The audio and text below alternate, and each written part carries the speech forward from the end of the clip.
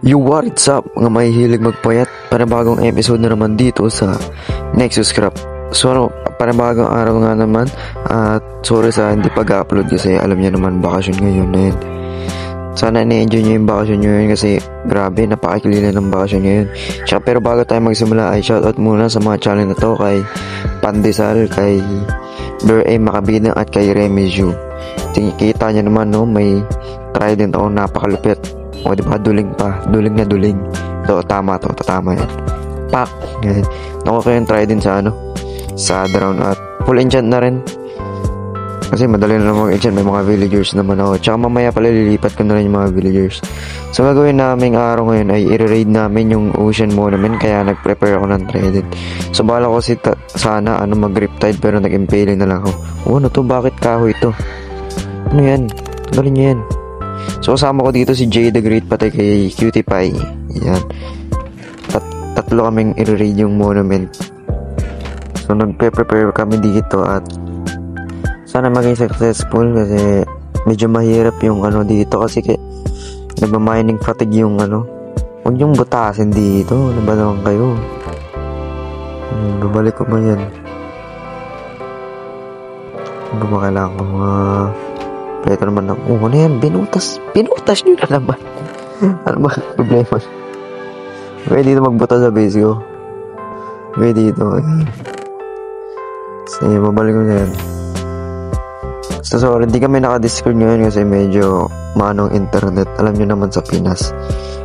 Never talagang bumili sa internet sa Pinas. Wala naman ako magagawa dun, diba? So ito na, at nandito na kami sa lugar na to. At maglalagay ako platform dito para ako ng spawn point kasi delikado na mamatay yung layo-layo namin. Actually di naman ganun kalayo, pero nakakatamad kasi magpabalik-balik. Sino ba naman gugustuhin magbalik-balik, diba?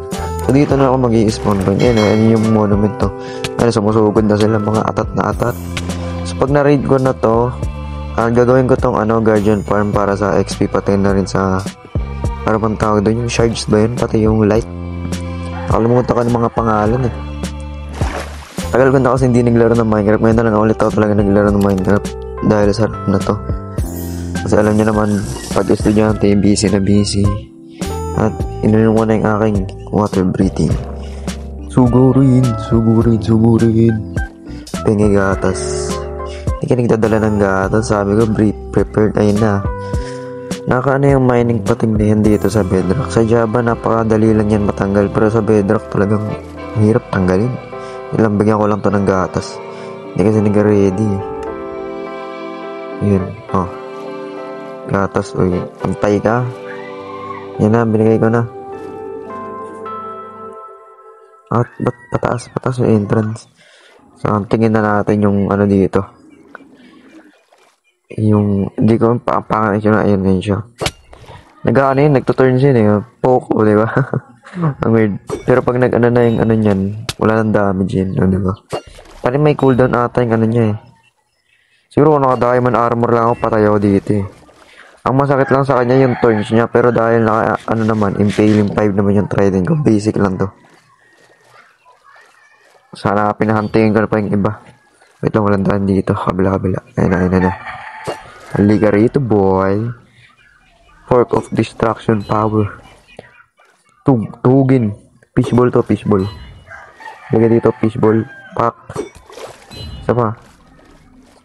Pak. Patay. Kukunin ko na lahat dito ng sponge agad para wala na silang sponge. Tapos ipaparenta ako silang mga diamonds. Like, for example, 1 hour rental ng sponge is 1 dias, di ba? Shot by villager. F to pay respect. Naglip na. Kanina ba siya namatay? Pero kinuha ko na yung gamit niya. Kasi ayun na, liga dito. Sige, ispadahin kita. Sige. Palag. Wala ka pala eh. Yun na yun. Basic naman na ito. At kukunin ko na yung mga sponge. Kita naman, apakadami. So para makuha to guys, gamitin yung hoe para mabilis. Kaysa naman kinakamay nyo na napakabagal. At mamaya pala mag-aayos ako ng nether hub namin. Kasama ko si Remy. Shoutout sa kanya. At siguro ita-timelapse ko na lang yun. Kasi medyo matagal-tagal yun. Pero di ko sure kung matatapos ko yun agad. So, see ya.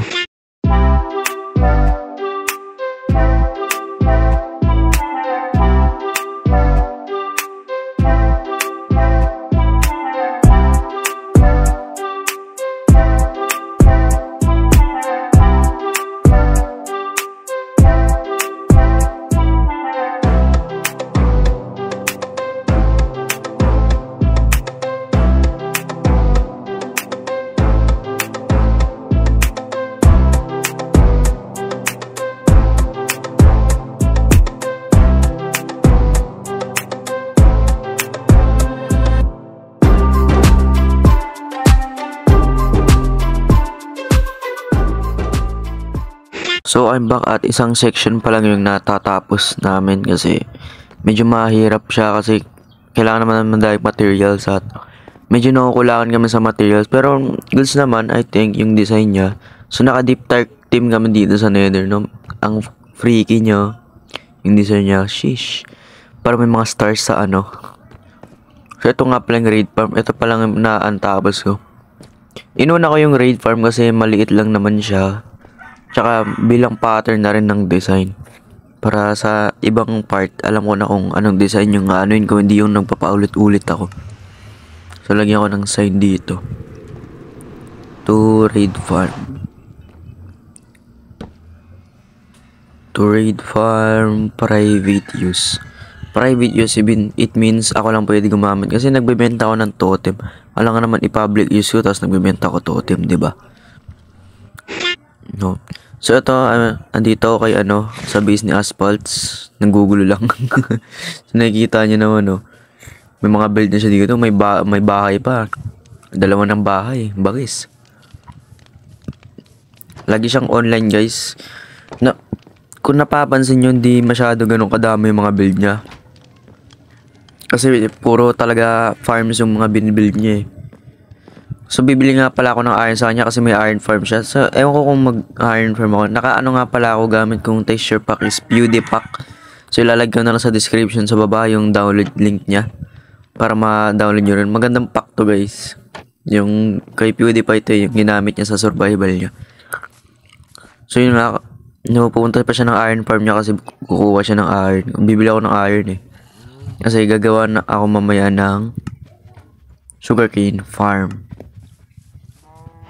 Pero siguro sa next episode ko na ipapakita yun kasi gagawin ko dun pagoda yung design niya. Parang malaki siyang tower ng Japanese. At kukunin ko muna ang aking The One Piece. Kita nyo naman. Kung nagtataka kayo na kahit bakit 26 yung dragon eggs ko, ganito kasi yan, guys. May nakita ako sa TikTok na bug.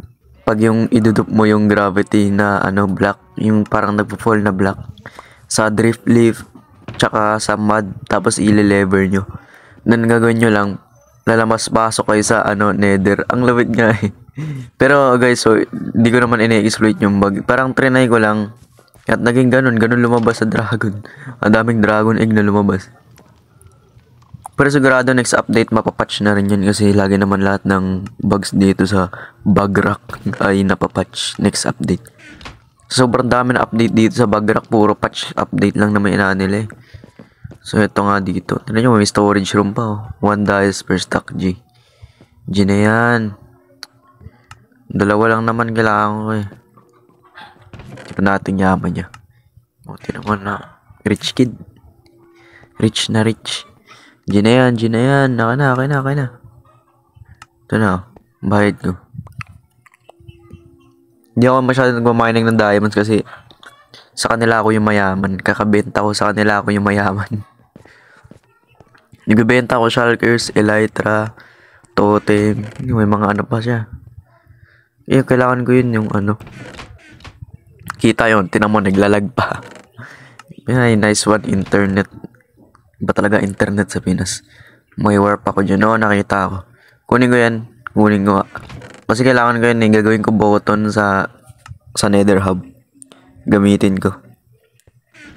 Kinuha ako. Kasi pag lalagyan ko ng button yung ice para walang nag-i-spawn na mga mobs dun, nakakainis kasi may ano kasi basalt na ano, biome ba yun? Ang dami nag-i-spawn na magma cube, nakakainis. Hell no. Wala na, it's too late bro, nakuha ko na.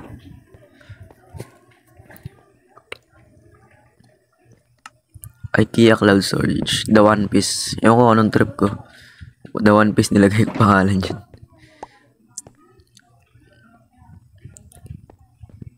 Sige, sa'yo na lang, madami naman dyan sa Nether. Kaya nga, akin na lang. Sa Nether Hub naman lahat naman tayo makakagamit, di ba? Ganun lang yun. Gagawa ko beacon. Kasi magmamaning ako ng desert. Ay, desert ng sand. Desert. Mata. Mining ng desert. Anong sabi ko? Gagamitin ko kasi sa Nether Hub. Yan. Beacon. Gagawa rin ako ng wither farm siguro next time. Kasi kailangan ko na maraming beacon. Na tinatamad ako magpalipat-lipat sa ano. Sa desert. Naglalag oh. Tinan nyo. Diba? Crazy internet. O, tinan mo. Panis. Nawala. Uy, yun na. Nakakainis internet. Naglalag. Visit. Kaya minsan nakadata ako eh. Wala akong load ngayon. Kaya naka-wifi ako. Tingnan mo, in-upgrade nyo na yung portal nyo. Puro farms talaga. Yan, ating alam gagawin nyo dyan ata. Alam mo ano eh. Cactus farm. Nagawa siya cactus farm. Yung automatic. Hindi ko lang kung may zero tick pa na ano, cactus farm. May zero tick pa ba sa bedrock na gumagana? Kasi madalas yung gamit talagang automatic eh. Ito na naman tayo sa terrain na napakatagal mag-loading. Hindi ko alam bakit ganito tuwing pupapasok ko sa nether talagang naglo-loading. So ito, ginagawa ko na yung loob ng aking Japanese temple kasi ililipat ko na yung mga villagers dito. So gagawin ko muna yung mga hagdan. Syempre hagdan muna. Ito may manok pa dun sa gilid. Ginagawa mo yan. So spiral na hagdan yung ano yun ko. Medyo malaki yung space niya, so hindi ko siya kukompletuhan lahat ng villagers kasi yung ibang villagers wala naman yung spot yun para sa akin. So as soon as possible kasi inaano ko na yung mga villagers kasi alam nyo sa next update may villager trade balancing na yung may biome lang na ano yung villagers kung saan yung trades nila yun lang yung ano limited dun. Let's say for example jungle biome, 'di ba? May village jungle. May jungle villager. Pag inana mong enchanted box 'yun, hindi lahat ng enchanted box kaya niyang ibenta. May mga different enchanted, may limit lang ba? May exclusive enchanted box lang na siya pwedeng ibenta. Kunwari, pwede siya magbenta ng mending, pero di siya pwede magbenta ng unbreaking. 'Yun ang nakakaano dito. Kaya as soon as possible bago pa yung update sa Trails and yung ano yun, basta yun may trial chamber update. Kino-collect ko na lahat ng villager para pag next update, hindi may villager na ako, 'di ba? Mindset. Kasi naman pakahirap pa ako maghanap ng biome na hirap-hirap niyan. Yan may tao sa may creeper. Yan bago member natin yan, guys. Shout out sa kanya. F to pay respect. So pwede sila mag-pair dito kung anong bala nila. Basta so nandito ngayon si Cybercrafted Il kasi bibili siya ng rocket. Yan nakikita niyo man inaasikaso. Nililipat ko ng mga villagers ko dito. At naka-stress sila ilipat, guys. Talagang naka-stress. Napakalikot. Alam mo yung hindi sila maipasok sa loob na nakakainis. Nakabisit. So ang benta ko sa rockets 2 stacks of 1 dayas. Kaya binili niya 9 dayas, so 18 stacks yung mabibigay ko sa kanya. Ayun kita niya naman. Kasi maalakas mag-produce nung creeper farm ko, guys. Parang ilang minuto lang, ang dami ko nang na agad na creeper. Gun pa. Naglalag na naman. Uy, magbukas ka. Ay, magbukas. Ayun, bukas din. Ayun, ako lag. Lagi na lang naglalag. Hindi na naging matinong internet. At, yan, sakto na. Sakto na ba? Oo, sakto na. GG's. Wait. Sakto na. Oh, sakto na. Uy. Wag yan. Reels yan. So, ayan. Oh, kunin mo na yan. Umalis ka na dito. Hindi ko kailangan ano dito. Nai-stress na ako sa mga villagers ko dito. Tangkita nyo naman aking... Talagang sa kanila talaga ako yung mayaman, men. This a promo. Hindi siya promo. Ano, original price na yan. Original price na to, 2 dias. 2 stacks, 1 dias. So, ayun yun na naman para sa video na ito, guys. Sana ay nag-enjoy kayo. So, medyo maikli yung video natin ngayon kasi wala naman masyadong ganap dito sa RAM namin ngayon. Puro building lang talaga ginagawa namin. At ayoko naman ipakita lagi na puro building lang, di ba? Mas maganda yung adventure talaga yung pinapakita ko. Abangan ko sa next update. Mag-raid kami ng trial chambers. So, kukunin ko yung maze. At ito nga, nililigpit ko na yung mga ano ko dito. So, sana nag-enjoy kayo at huwag nyo kakalimutan mag-like, comment, share, subscribe. Comment kayo guys para ma-shoutout ko kayo sa mga next videos ko. At sana sa mga sinashoutout ko, sana i-supportan nyo sila at mag-subscribe kayo sa kanila. Kasi tayo lang din naman tutulungan dito. Kasi mas nakaka-motivate guys kapag may mga nag-i-interact talaga sa channel mo na may mga nag-comment, may mga nagla-like, may mga nag-subscribe. Talagang nakaka-motivate sa amin na mag-record. Ito naman para sa video na to. Bye!